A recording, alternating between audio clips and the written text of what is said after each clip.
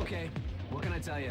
Schizophrenia is world-renowned for being the super pipe of all super pipes. My feet were So floating. why was everyone so surprised at the amount of tricks pulled today? I think the surprise was over the quality. Big-time trick scores. Huge. Ooh, Massive. that's a nice shot. Beautiful.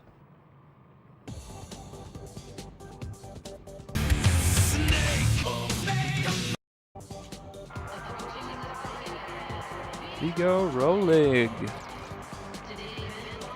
Right, my record time is 2:59. Can I beat that? Maybe, maybe not. There's a little deep Bam. sky coming your way from my 2:59 is the time to beat. Can I do it? Dunno. Charging up a punch. Oh, oh well.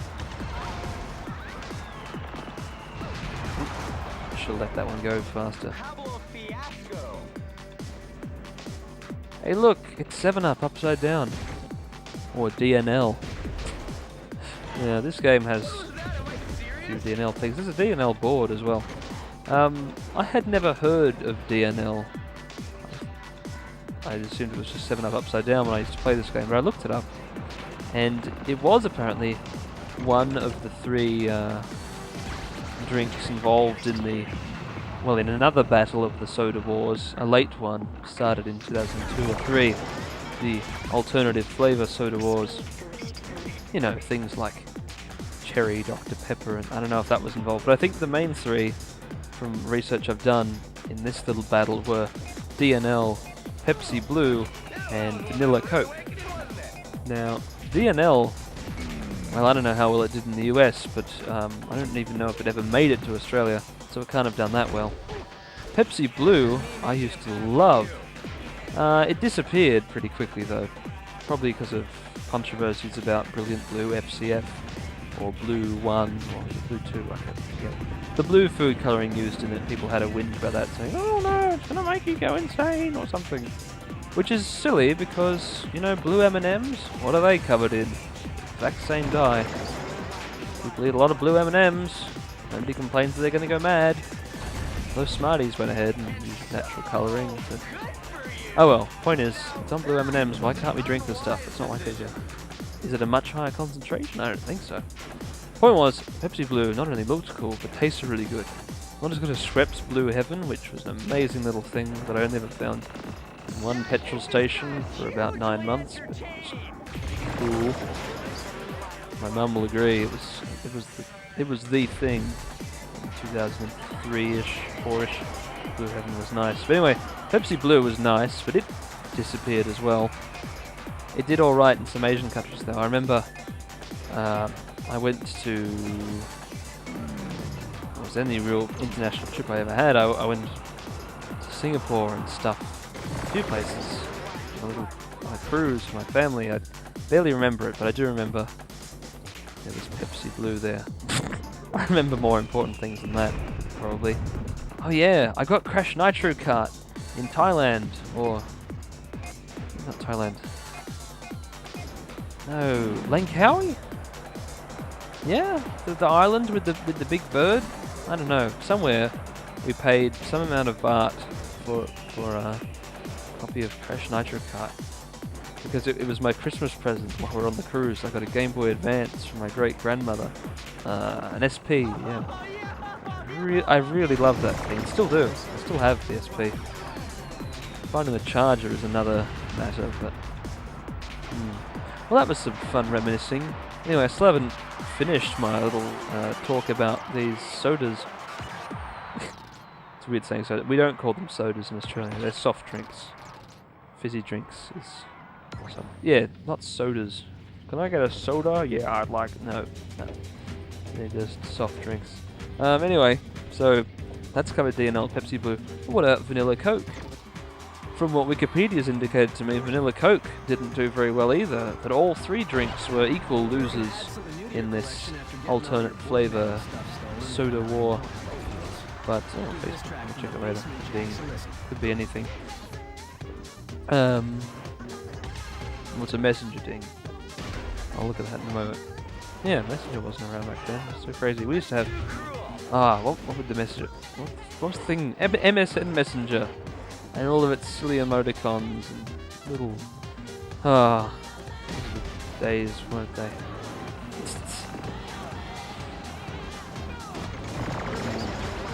I really better attend to that message. It could be someone trying to contact me for something. Just a moment. What do you want? Pool? I want to play pool. Alright.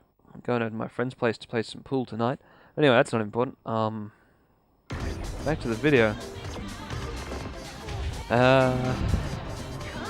What was I talking about? Sodas, the MSN Messenger. Right, Vanilla Coke. I'm thirsty. Not because I mentioned Vanilla Coke, but because I've been talking non-stop for a while. I'd pause again to take water, but that would be... Oh, I'm doing it. Buggy is... I'm going to drink this. I don't care if I pause for a few seconds, do you?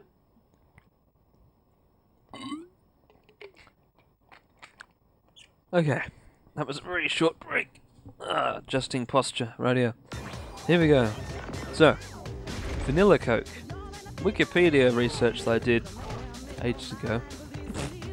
Let's still slightly remember. It seemed to indicate that Vanilla Coke didn't do well and was cancelled in the US just as fast as the other drinks.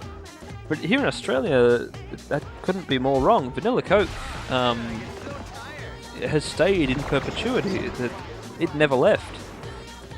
It didn't have to be relaunched or anything. There's always been Vanilla Coke available. I mean, maybe for a very short time or something it could have gone away, but I don't remember that ever happening. Oh, bugger you! That's just not very far off limits, was it, game? I mean, maybe I shouldn't say bugger you. I mean, you've got to think about what the connotations of the word you're saying are. I'm not just saying, you know, sod off on that. I'm saying, please go and be sodomized with something. But no, I wouldn't want that to happen to the disc. The hole in the centre's not even big enough for that sort of thing. Alright, anyway. Wow, this is a nice fall. But Vanilla Coke, yeah, it never left. You can't always find it in places, but a Porto always has Vanilla Coke. And a Porto's good. Did I mention I have a Porto membership card? No. I do, though. It's cool. They're having a Porto app to get rewards, but for 1 week they had these little limited edition or whatever cards you could have instead of an app. So I got a card. Well, they're probably around for more than a week, but they all seem to disappear within a week or two at my local one. But why are we talking about a Porto now? Right, because of the link between a Porto and Vanilla Coke. That's their unique thing. They have Vanilla Coke. You can always get a Vanilla Coke with your Bondo. I mean, if you want to consume that much sugar, I'd just have water or nothing, or actually usually I just buy their $3.50 wrap. But anyway, that's that. That was the semi-final. I won that. Let's hope I can do the same in the final. A gold would be pretty nice. Here it's Emerge, the Junkie XL remix by Fisher Spooner on the album #1. Not #1. Shut up, you. Who am I talking to? I don't know. It means number, okay? Numero, whatever. Numero is usually N-O and a dot. Yeah. Anyway. Ruthless Ridge Race, final round. This is good, talking about 2003. You know what else the world was like in 2003? And I shouldn't be an authority of this, because in 2003 I was only a wee lad. Not a wee lad, still a wee lad. But I remember it, clearly. I mean, just think, Star Wars Battlefront, actually that was the next year.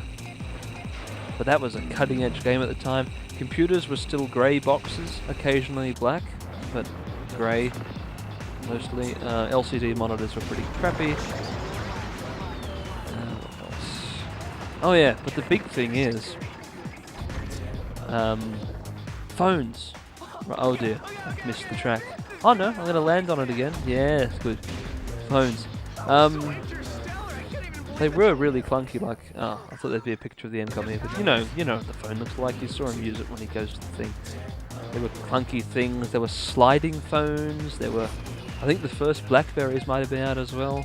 Sliding phones, flip phones, cool little things. And people were so happy and obsessed with these little things. Texting with the right thumb only was a skill that everyone learned for about 3 years, and then it disappeared. Probably about 5 years or so. I think. Yeah, I think from 2002 to 8 or so. Most people didn't move into Blackberries from one button, from one thumb phones. They moved from one thumb probably to touchscreen. My phones at the time, they weren't the.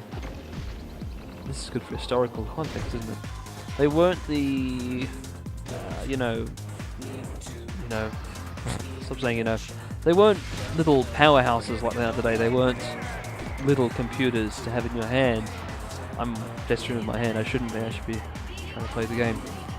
They were very simple, and ringtones, the point I was trying to make, I don't know why it just took me too long to say, I should just said outright. Ringtones were advertised on TV. There were ads.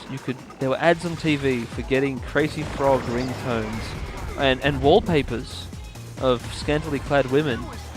Not only on TV, but on the backs of magazines and TV guides. You'd have these tiny thumbnails. Must have been something like 15 or 20 by 20 pixels wide. You'd have these tiny thumbnails of these tiny photos of not just scantily clad women, like there'd be little sunsets or whatever, but. And they'd have a little code you could text to a number, and you'd have to opt out. And it was a massive rip-off. Obviously, I never did it because I didn't have a phone back then. But they were surrounded by them. They were the up-and-coming things. But yeah, it's something you can't even fathom today. Can you imagine having to text a code to a certain phone number to receive a polyphonic, or even not a polyphonic ringtone? You get to have a mono ringtone as well, and then true tones came later. People with advanced phones that could play MP3s or MP2s possibly even, I don't know. But yeah, what a time it was when you texted places to get ripped off to buy a little picture in a tone. But that's just how technology goes. It seems like a rip-off now, but that was just what you could get with your money then. It probably was a rip-off then. It wasn't like how hard drives were. What would a hard drive 2003 have been? Like, you'd be lucky to get 20, 40 gigs or something for hundreds of dollars. Anyway, maybe you get 100 gig. I don't know. I think my Xbox had a... What's my Xbox's hard drive? An 8? Does it have an 8 or a 20? I don't know. Rambling on. That's the end of that video. I should go to a little thingy and save. Where are the red stations for fun? So yeah, that was 2003. There were drinks and there were phones, and it was all very silly. And while I may miss it, that's just the way, nostalgia is. Saudade, I don't know. That longing, saudade, it's that word in Portuguese, I think. But no, this isn't quite a saudade or saudade, I don't know. It's S-A-U-D-A-D-E, I don't know how to pronounce it, but that was really hard, close to P. Anyway, it's not that, but you know how you have that feeling you just want to go, wow, I want to go back to a Kmart where there's PS1 games for sale. I still remember the last time I went to a Kmart that was selling PS1 games. The PS3 had just came out, so PS1 games were finally going away. It was even reported in the news that PlayStation games are being discontinued and taken away. I think the last one I ever saw on a shelf in a shop new was Grand Theft Auto 1 or 2. Well, there you go. Anyway, Snake and Bacon signing out. I already say it. save again just to make sure.